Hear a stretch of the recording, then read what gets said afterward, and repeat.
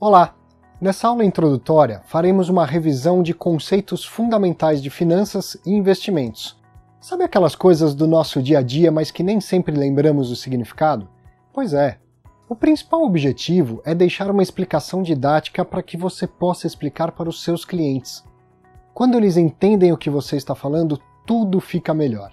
O primeiro conceito será a diferença entre renda variável e renda fixa. Muita gente confunde renda e preço. Quer ver? Em geral, todos sabem que ações são investimentos de renda variável, mas alguns pensam que isso tem a ver com a constante oscilação dos preços na bolsa.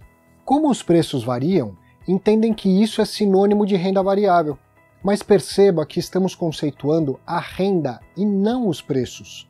Uma ação é sim um título de renda variável, mas porque a renda varia.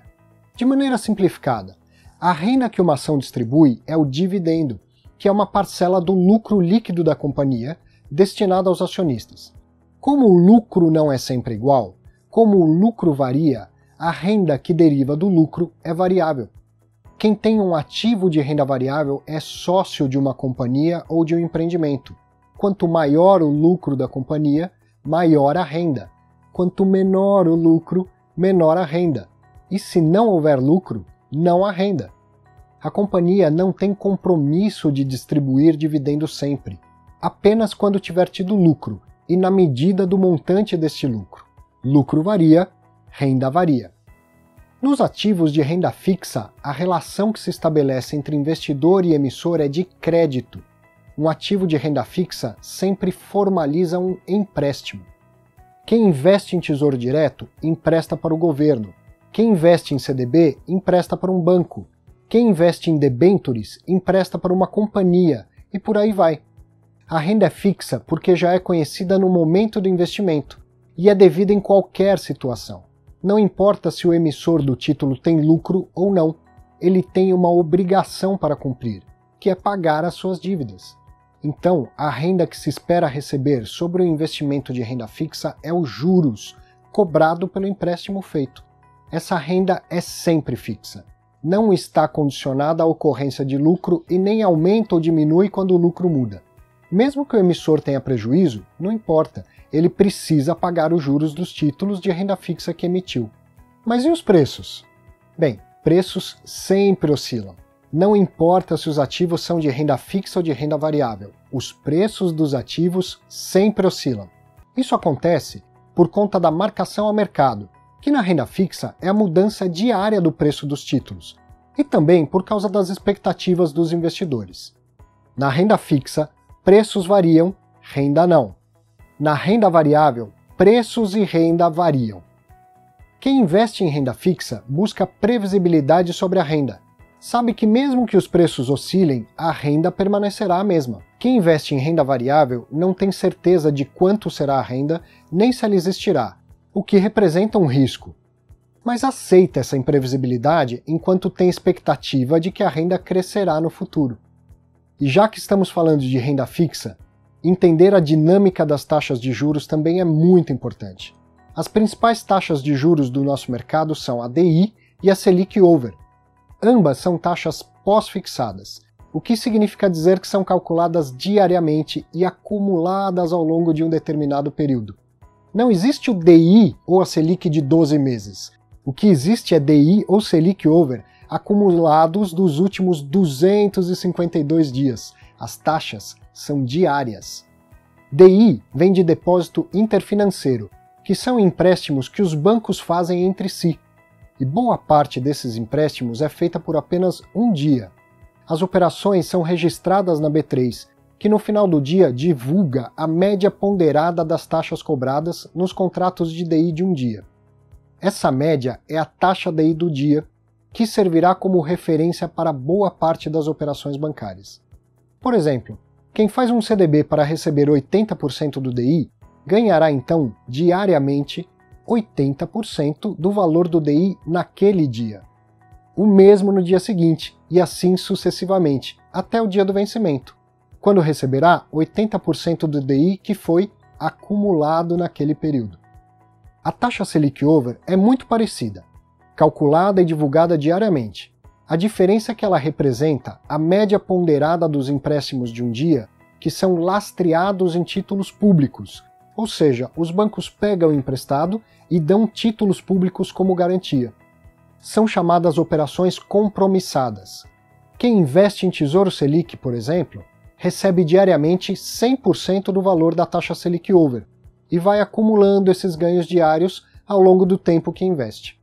Portanto, DI e Selic são taxas referenciais do nosso mercado e são sempre pós-fixadas.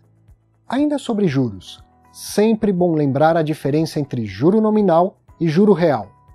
O juro nominal é o resultado de um investimento. Por exemplo, considere que o investidor fez uma aplicação que durou 1 ano e que tenha rendido exatos 10%. Esse valor é nominal. Ele de fato recebeu 10% a mais do que investiu. Porém, como houve inflação no mesmo período, o ganho real do investidor será a taxa nominal descontada da inflação do mesmo período. Se no mesmo ano a inflação foi de 2,95%, então o juro real da aplicação será de apenas 6,85%. Portanto, juro real ou ganho real é o rendimento que efetivamente superou a inflação do período. Outro conceito importante é o de perfil de investidor. Você saberia me dizer agora qual é o seu perfil de paraquedista? Ficou em dúvida? Não conhece os perfis de paraquedista? Pois é isso mesmo que fazemos todos os dias, com dentistas, engenheiros, advogados e tantos outros profissionais, quando perguntamos a eles qual o seu perfil de investidor. Eles não sabem, mas nós esperamos que tenham uma resposta na ponta da língua. Por isso, nós podemos ajudá-los a entender. Perfil de investidor não tem nada a ver com a personalidade das pessoas. Perfil de investidor tem tudo a ver com a circunstância de vida. Quem não tem filhos ou dependentes pode ser arrojado em busca de multiplicar o investimento. Quem tem dependentes ou compromissos de curto prazo deveria ser moderado ou conservador. Por exemplo, imagine alguém que precisa pagar a intermediária de um financiamento de um apartamento. Ainda que seja um investidor arrojado, até este compromisso ele deveria ser conservador, e depois ele pode voltar a ser arrojado. E já uma pessoa que está muito próxima da aposentadoria, ou já aposentada, não precisa mais correr riscos, porque não precisa mais multiplicar o patrimônio. Muito ou pouco, o que importa agora é preservar o patrimônio que foi conquistado. Portanto, o perfil adequado neste caso é o conservador. Quando a circunstância de vida muda, o perfil muda, ainda que temporariamente. E já que falamos em risco, nosso último conceito fundamental será esse: risco. Primeiro vale entender que risco é incerteza. Quanto maior a incerteza em relação ao resultado de um investimento, maior será o risco. E na verdade são riscos, no plural, pois existem vários. Vamos falar dos 3 principais.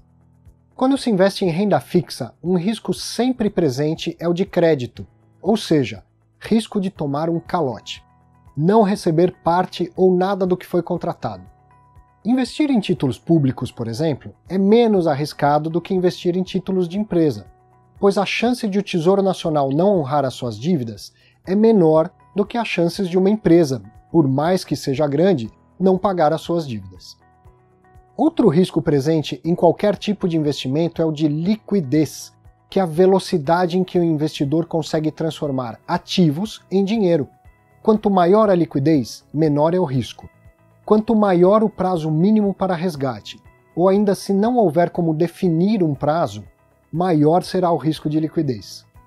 O terceiro risco que vamos comentar é o de mercado, que é o risco das oscilações de preços em razão das mudanças dos fatores de mercado, como juros, moedas, preços de commodities, incertezas políticas e tantos outros.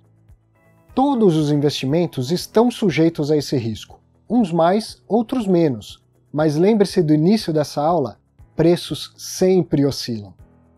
E por que um investidor aceita correr riscos? Porque tem expectativa de retornos maiores. Só vale a pena um investimento mais arriscado se houver chance de ganhar mais do que em um outro investimento menos arriscado.